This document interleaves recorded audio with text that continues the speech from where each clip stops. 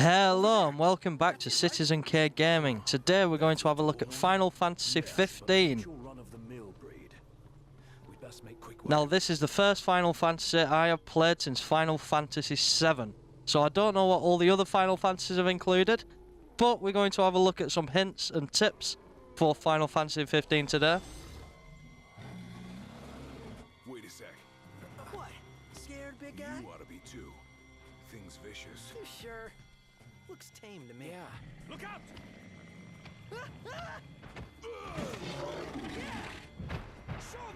Nice one. It's not over yet. So my first tip to you is to do the tutorial. This is because the controls are not intuitive for a first time player. But as you progress through the story and the game, they are easy to get used to as the starting gameplay eases you into the game. And it really helps. Also, wait mode helps. This is when you stand still, the combat pauses, and this helps you work out tactical movements, as well as helping you to get used to the controls. So combat revolves around you helping your friends and teaming up to deliver devastating blows to enemies.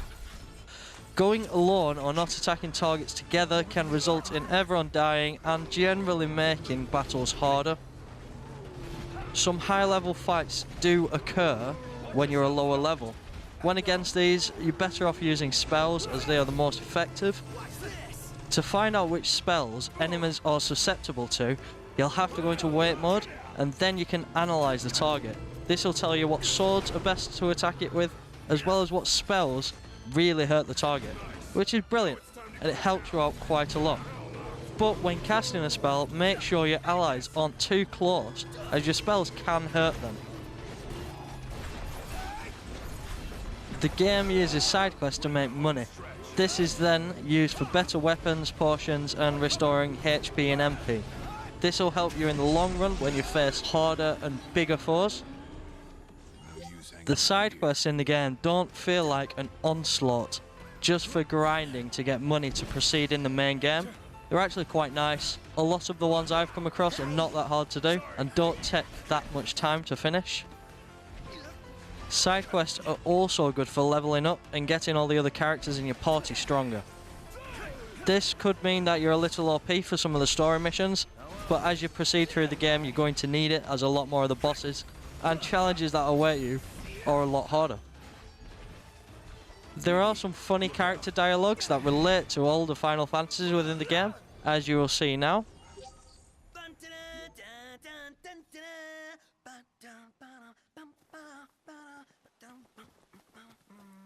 This sounds like you're having fun. So the main protagonist of the game is Noct, and you play as him. He's a prince, he has a lot of teen angst and wish he wasn't the to-be king, but he's quite easygoing. Next is Ignis. He's the voice of reason for the group. He's the most level-headed out of them all. He's a little bookish, he knows all the lore, and is a great cook. Next we have Gladius, and Gladius is Noctis's protector. His family have always protected the royal family. He's a survival expert and a little bit of a meathead. He tells things as they are, even to Noctis. Promptor, he is the puppy of the group. He's fun, excitable, and doesn't have a problem saying when he isn't happy. You will know if he's not happy about something. Together they form a fully functional team that operates well. The story revolving around their friendship includes everything from arguments and joking and serious natures of stuff. And they really support each other through everything. Wow, the color's amazing. The dialogue of the game is very well written. You get sucked into the stories and their lives and you do feel part of the game. And it's a very good experience. And they feel and interact like people, not characters, which is what I quite like. You don't keep hearing the same dialogue over and over again. I've had a few repeats of dialogue, but it's only been a few lines and choice sentences that I have repeated whilst I've been doing side quest missions. But overall, the characters are great. And now for the story itself. Don't worry, I'm not going to include loads of spoilers here. I'm just going to say a few words about it. So the story progresses naturally and doesn't jump around. and is quite easy to follow. It brings out each of the characters' natures, pitfalls and strengths, and it makes the characters more believable and humanises them. These guys aren't heroes, but are people and are the underdogs of this story. You can tell within this story you are part of lore in the making for this world, which is great. And above all, it is very well written. I can't say much more without giving anything away, but you have to play the game because it is amazing overall. Now, the textures and designs for this game are absolutely phenomenal. I love how everything looks, how everything feels, how it sounds. I don't think I would change anything to make it better. I think it looks brilliant and the graphics are superb. Even though I'm on PS4, and a lot of PC players will rip me apart for saying this, but it does look absolutely amazing. And if you're watching this video and you're thinking to myself, I've never played any Final Fantasies, this game does look good, but I'm not sure whether to get into, it looks difficult, all the controls are a bit harder, and there's 15 previous games to it. Well, don't worry. As I understand it, none of the other Final Fantasies are in the same universe. Each Final Fantasy game is a brand new story, which makes it a lot easier to try and get to grips when you're a first-time player. And even look at what Square Enix said about the game. On the title screen it says, a Final Fantasy for fans and first-timers. Which shows the producers of the game have thought about first-timers coming to Final Fantasy and have accommodated for them. Myself, I think that is perfectly true.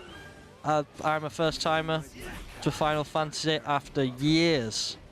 There's got to be 10 or so years since I've played any Final Fantasy game, and I've played about 12 hours of it now and I'm loving it. The first few hours is kind of getting into it, but the story just progresses you all the way through and you kind of always wanting more. It's like reading a good book, you just want to turn over the next page.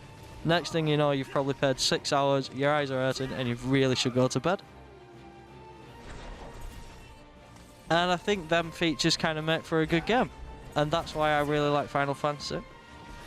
I'm a massive fan of open world games anyway, and you'll see it on my channel quite a lot. All I do is do videos of open world games, because them are the games I like, and I'm not going to be putting videos up on YouTube of games I don't really like. And I'm not putting videos up on YouTube with clickbaity titles to gain more likes and to try and gain revenue out of it or anything silly like that. This is just something I like to do in my spare time. And hopefully it'll inform gamers about games that are newly coming out, or about things you can do in games that they didn't know you could do. All things I thought were way cool and just wanted to share with the community. And now I've just realised I've been on a little bit of a tangent, so I'll leave it at that. Final Fantasy is a great game, 10 out of 10 from me. Go and buy it if you haven't already. I love it and I think it's absolutely brilliant. Thank you for watching this video, and I'll see you on the next one.